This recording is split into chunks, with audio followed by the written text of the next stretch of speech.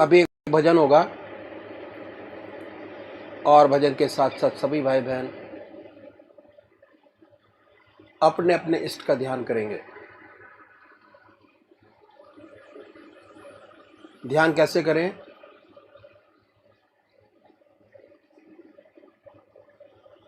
अखिल भारतीय संत मत सत्संग की तरीकत मैं आपके सामने रखता हूं।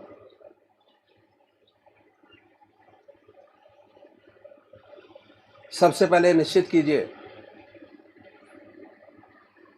कि परमात्मा की कौन सी मूर्त, कौन सी सूरत, कौन सी शक्ल आपको सबसे ज़्यादा प्यारी लगती है। मूर्ति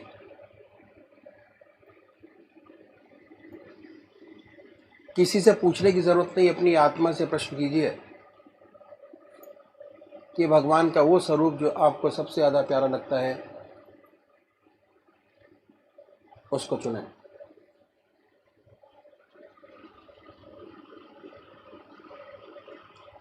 उसके बाद किस नाम से आप उनको याद करेंगे उसको भी चुने। मंत्र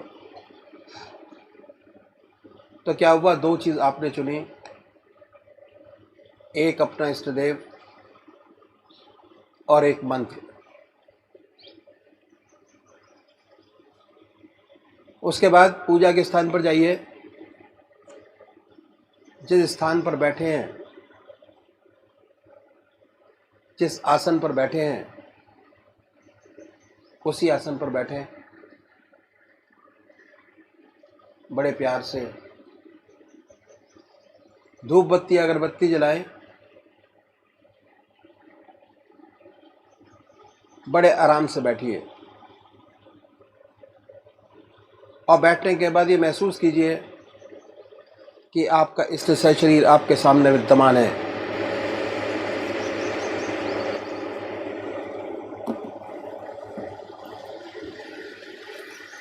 सशरीर भावना से अपने इष्ट को अपने सामने बनाए। बड़ी बड़ी आंखें हैं, गोल चेहरा है, जटाएं हैं, सर्पों की माला है। ख्याल से बाय थॉट उसमें इतने लीन हो जाए कि जब तक आप ध्यान करते हैं तब तक और कोई विचार और ख्याल ना आए। पर आएगा, उन विचारों को हटाएं, फिर अपने इष्ट देव की मूर्त अपने सामने बनाएं। फिर हटाइए, अपने इष्ट देव की मूर्त अपने सामने बनाएं। जो मंत्र आपका है उसको उच्चारित होते सुनिए कि हमारे हृदय से हमारे इष्ट का नाम निकल रहा है और हम सुन रहे हैं। और जब तक ऐसा ना हो, बड़े प्यार से अपने इष्ट का नाम विद फुल फोर्स जिह्वा से ले सकते हैं। इतना फोर्स उस नाम में होना चाहिए कि ना कोई दूसरा विचार रहे ना ख्याल, उसमें तल्लीन हो जाए, उसी की याद हो, उसी का ख्याल हो। समर्पित भाव से बड़े प्यार से अपने इष्ट के नाम को ले। आधा घंटा सुबह और आधा घंटा सायंकाल, ये 2 समय निश्चित कीजिए और आधे घंटे में 20 से 25 मिनट ध्यान को दीजिए। दूसरे वो भाई हैं जो निराकार भगवान के उपासक हैं, ओम अल्लाह वाहिगुरु क्राइस्ट गॉड, वो क्या करें, वो कैसे ध्यान करें। बड़े आराम से बैठिए, बड़े प्यार से उसके बाद ये महसूस करें कि हमारे हर दिल की धड़कन पर जो नाम आपने चुना है वो निकल रहा है। हृदय ओम ओम कह रहा है और पूरे शरीर में वाइब्रेट करता है। उसके वाइब्रेशंस को महसूस कीजिए और आनंदित होइए। बड़े प्यार से इस काम को करना है। जब भी कोई सांसारिक बात आपके जहन में आए, दिमाग में आए, उन विचारों को हटाएं, फिर अपने इष्ट देव की याद में लगे, फिर हटाइए, अपने इष्ट देव की याद में लगिए। अगर आज ध्यान करते हुए आपके 100 विचार 1 मिनट के अंदर आते हैं तो निश्चित समझिए, अगर ये अभ्यास आप बराबर करते चले जाएंगे तो एक दिन ऐसा आएगा कि कोई विचार आपके आगे नहीं होगा। भगवान श्री कृष्ण ने साधक की दृष्टि से गीता में 4 बात बताई। पहली आहार की शुद्धि, दूसरी विहार की शुद्धि, तीसरा अभ्यास और चौथा वैराग। अभ्यास पर बहुत भारी जोर है और सारी जिंदगी हम एक चीज़ का अभ्यास करते चले जाते हैं और उसकी परफेक्टनेस पर देखते चले जाते हैं। बड़े प्यार से अगर इस तरीके से अभ्यास करेंगे, बड़ी सुंदर स्थिति होगी। जब भी आप अपने इष्ट देव के चरणों में विश्राम चाहेंगे, बड़े प्यार से विश्राम मिलेगा। ना कोई दूसरा विचार रहेगा, ना ख्याल, और हमारी आत्मा हमारे मन को देखती रहती है। वो बताती है कि हम क्या सोच रहे हैं। जब विचार हट जाए अपने इष्ट देव के चरणों में, फिर दोबारा उस चीज़ को पकड़े, अपने इष्ट देव को दोबारा अपने इष्ट देव में ध्यान लगाइए। तो अभी एक भजन होगा और भजन के साथ साथ सभी भाई बहन अपने अपने इष्ट का ध्यान करेंगे। ये किसने निगाहों से सागर पिला कर, ये किसने निगाहों से सागर पिला कर, खुदी पर मेरी बेखुदी बन के छाए, खबरदार है दिल मुकामे अदब है, खबरदार है दिल मुकामे अदब है। कहीं वादनोशी पे धब्बा न आए, ये किसने निगाहों से सागर पिला कर, ये किसने कई बार डूबे, कई बार उभरे, कई बार डूबे, कई बार उभरे, कई बार साहिल से टकरा के आए। तलाशो तलब में वो लज्जत मिली है, तलाशो तलब में वो लज्जत मिली है। दुआ कर रहा हूँ कि मंजिल न आए, तलाशो तलब में वो मंजिल वो लज्जत मिली है, तलाशो तलब में वो लज्जत मिली है। दुआ कर रहा हूँ कि मंजिल आए, ये किसने निगाहों से सागर पिला कर, ये किसने। कई बार साहिल से टकराई कश्ती, कई बार साहिल से टकराई कश्ती, कई बार तूफान में चक्कर लगाए।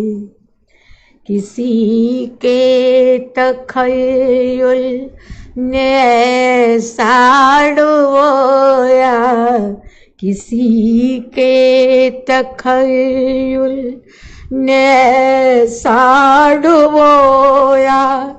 बहुत कोशिशें की उभरने न पाए, ये किसने निगाहों से सागर पिला कर, ये किसने। वो सजदे क्या जिसमें पाबंदियां हो, वो सजदे क्या जिसमें पाबंदियां हो, वो इबादत ही क्या जिसमें खुद गर्जियां हो।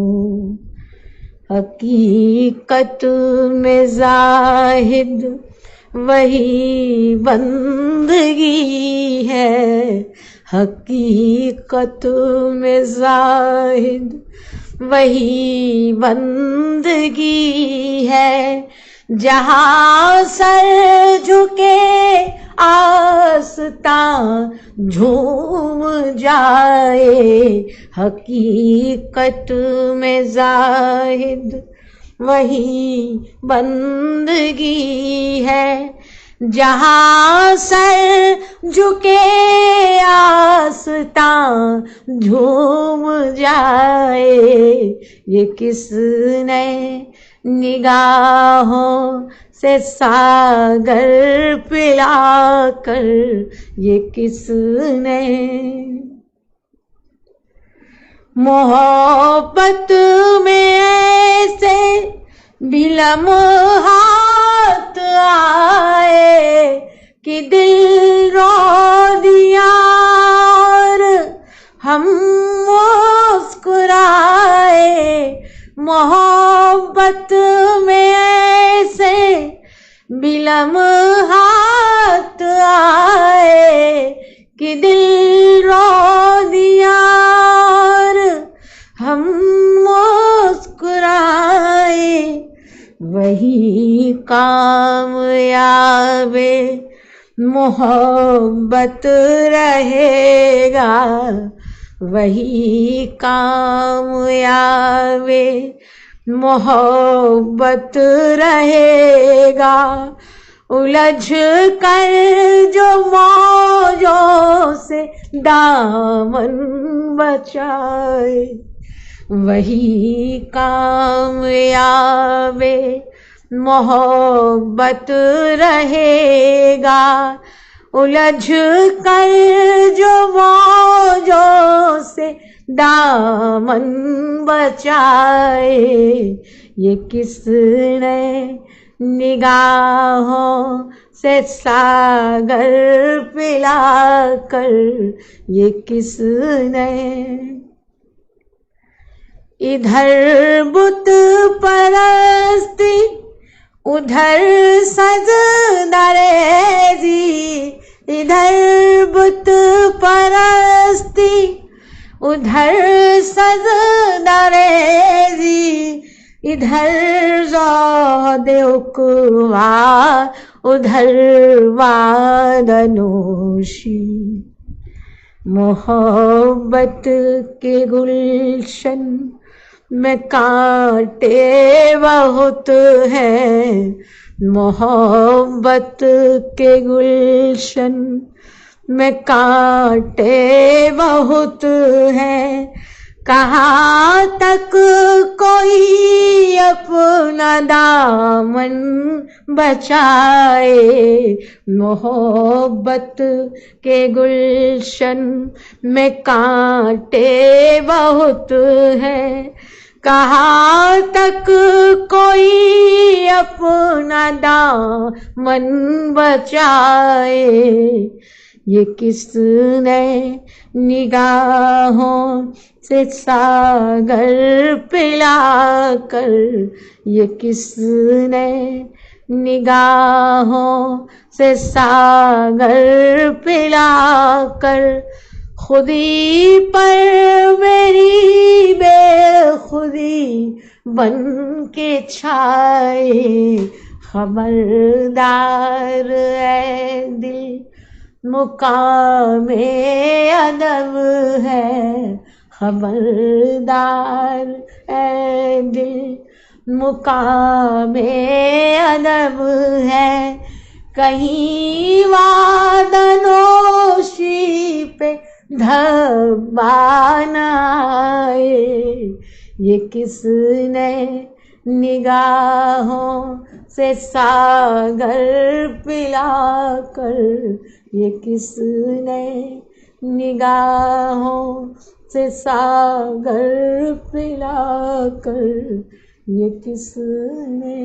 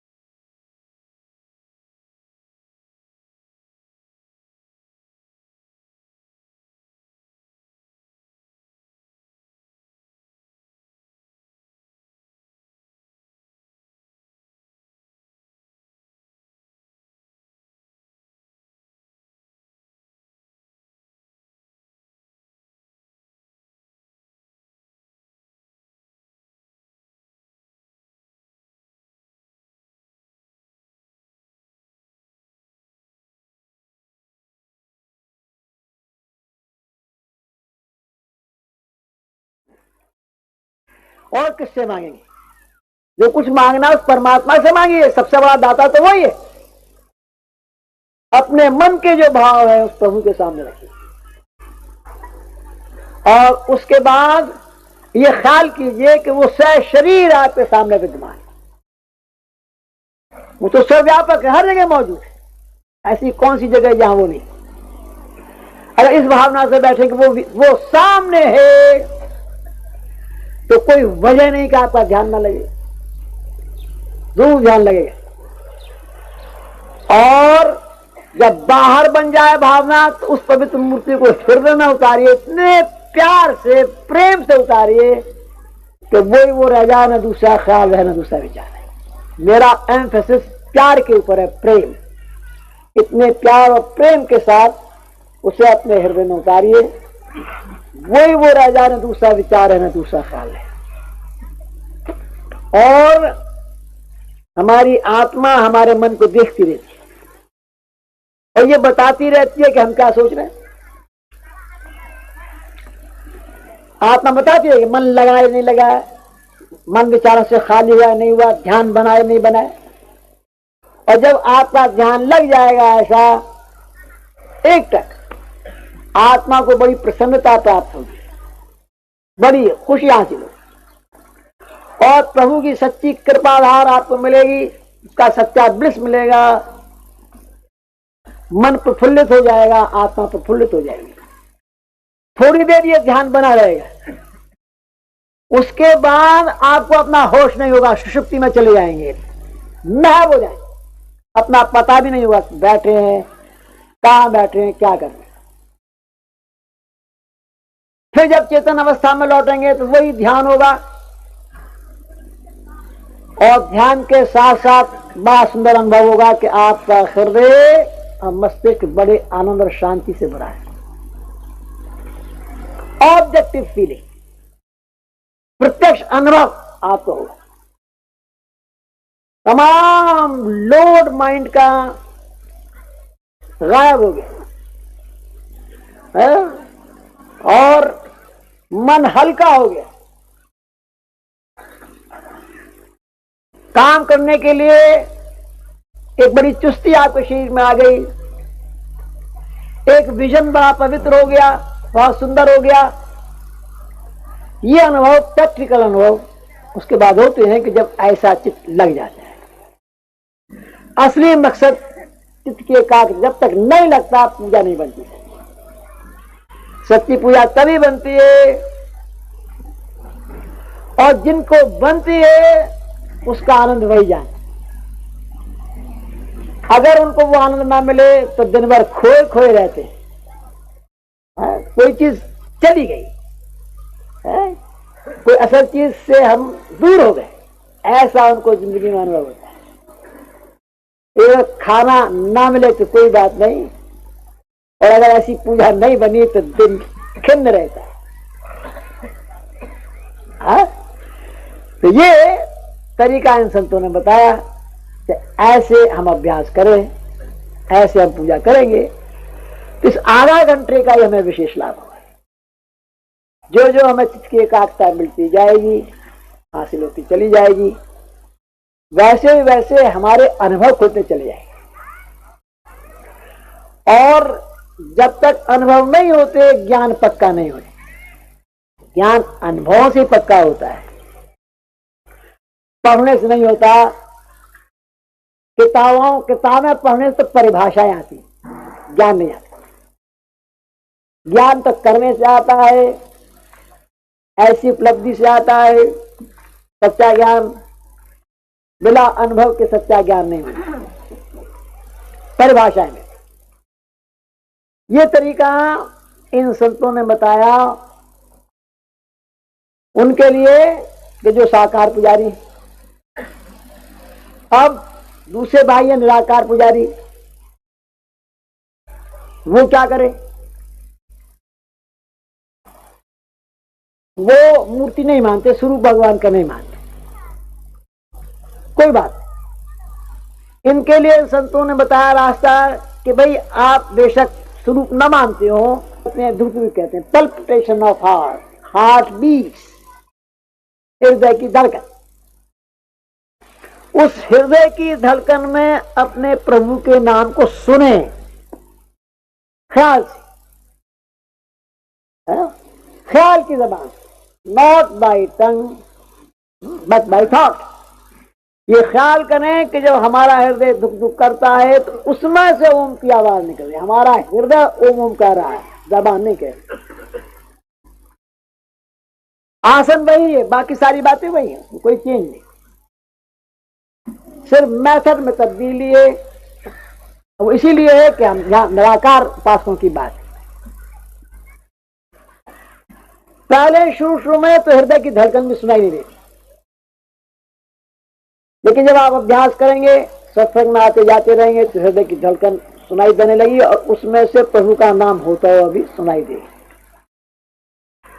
जब तक सुनाई ना दे तब तक मानसिक जाप करते रहें। अगर ओम नाम है आपने पकड़ा, हृदय में सुनने की कोशिश कीजिए, मन से ओम ओम कहते भी जाइए। ओम तो ध्यान हृदय पर भी लगाते हैं। बहुत जल्दी ये कोई ऐसा आएगा कि आप हृदय की आवाज को सुनेंगे, हृदय से ओम की आवाज निकलते हुए आपको स्पष्ट सुनाई देगी। अब कहने की आवश्यकता नहीं, अब उसे सुनने की आवश्यकता है। सुनेंगे, यहां भी वही हालत पैदा हो, हमारी आत्मा हमारे मन को देखती रहती। जब आप महव हो जाएंगे, तल्लीन हो जाएंगे उसके सुनने में, और दूसरा न कोई शब्द रहेगा न दूसरा ख्याल रहेगा, फिर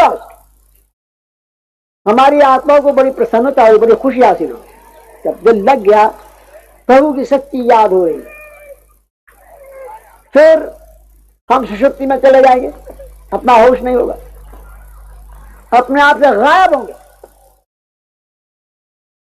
और फिर होश आएगा तो उस प्रभु की फिर याद होगी, फिर उसी शब्द को सुनते हो। तो ये तरीका पूजा का मेथड इन संतों ने बताया कि अगर हम इस तरीके से पूजा करेंगे तो हमें विशेष लाभ होगा। और ये आधा घंटा ही हमें, आधा घंटा सुबह आधा घंटा सायंकाली हमारे लिए बहुत लाभकारी सिद्ध अगर हम इस प्रकार पूजा करें।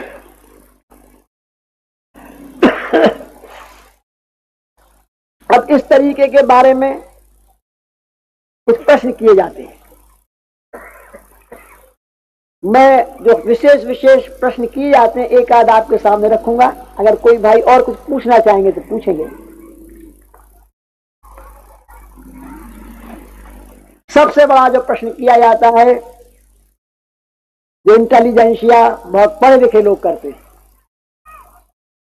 अब वो ये है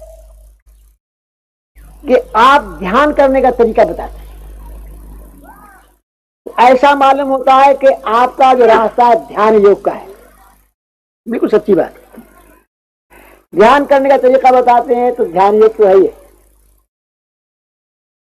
ध्यान योग कहे जो अथॉरिटी सबसे बड़ी पतंजलि महाराज की कहते हैं। पतंजलि महाराज ध्यान योग की अथॉरिटी है। और पतंजलि महाराज ने जहां ध्यान करने का तरीका बताया तो उन्होंने ये बताया है, सिद्धासन से बैठे साधक,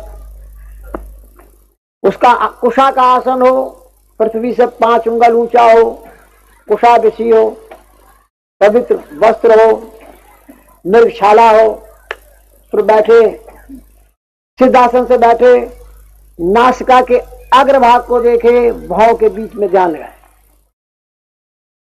ये तरीका बताया पतंजलि महाराज। और गीता में भगवान कृष्ण ने भी ये तरीका बताया कि साधक 5 उंगल ऊंचा का पृथ्वी से स्थान हो जिस पर बैठे, कुशा का आसन हो, पवित्र वस्त्र हो, मृगशाला हो, सिद्धासन से बैठे, नासिका के अग्रभाग को देखे, भाव के बीच में ध्यान दें। यम नियम का पालन, ब्रह्मचर्य का पालन, आसन की सिद्धि, प्राणायाम की सिद्धि, प्रत्याहार, ध्यान, धारणा, ध्यान, समाधि, सातवां ध्यान है। ये सब सिद्ध हो जाने के बाद फिर ध्यान करे। जब ये सिद्ध हो गया तो अब ध्यान लगाइए, या तो कोई हल नहीं। आ गया ब्रह्मचर्य पर बड़ा भारी दोष।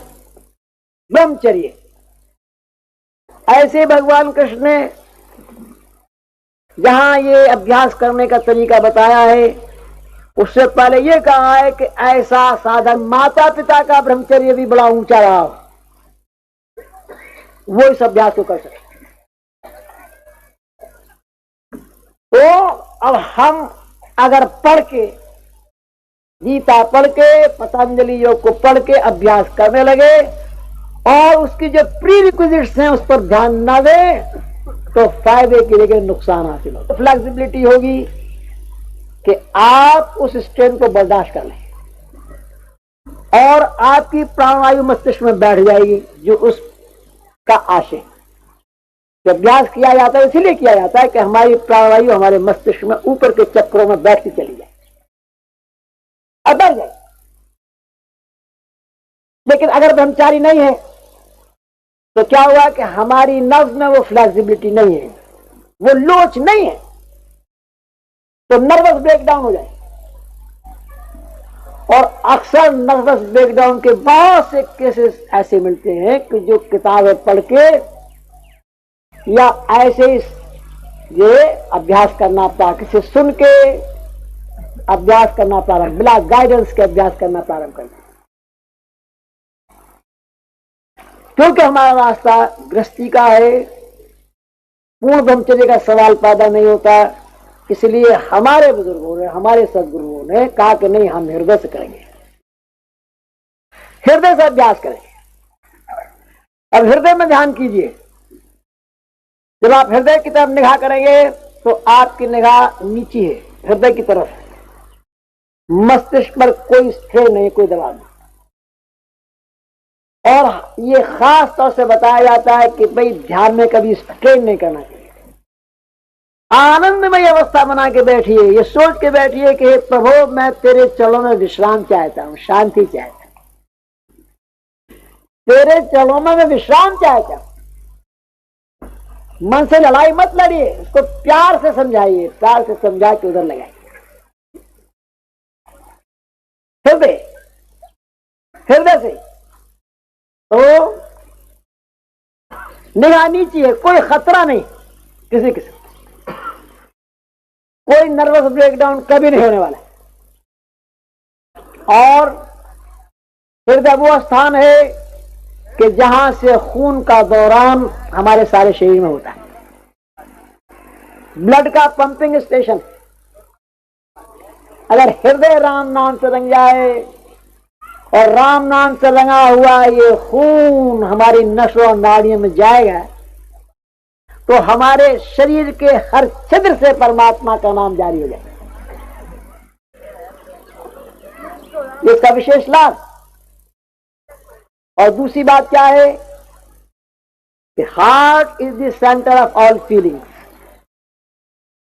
जितनी भावनाएं हृदय से पैदा होती, अच्छी और बुरी, अगर हृदय राम नाम से रंग जाए तो फिर हृदय में अच्छी ऊंची ऊंची भावनाएं पैदा होती है। परोपकार, भक्ति भाव, नम्रता भाव पैदा होती है। नम्रता, ह्यूमिलिटी, भक्ति भाव, ऐसे सुंदर गुण पैदा होते। और इन गुणों की अध्यात्म तो आवश्यकता है, दुनिया में भी आवश्यकता है। ऐसा विनयशील पुरुष जहां जाएगा हर व्यक्ति उसकी कदर करेगा।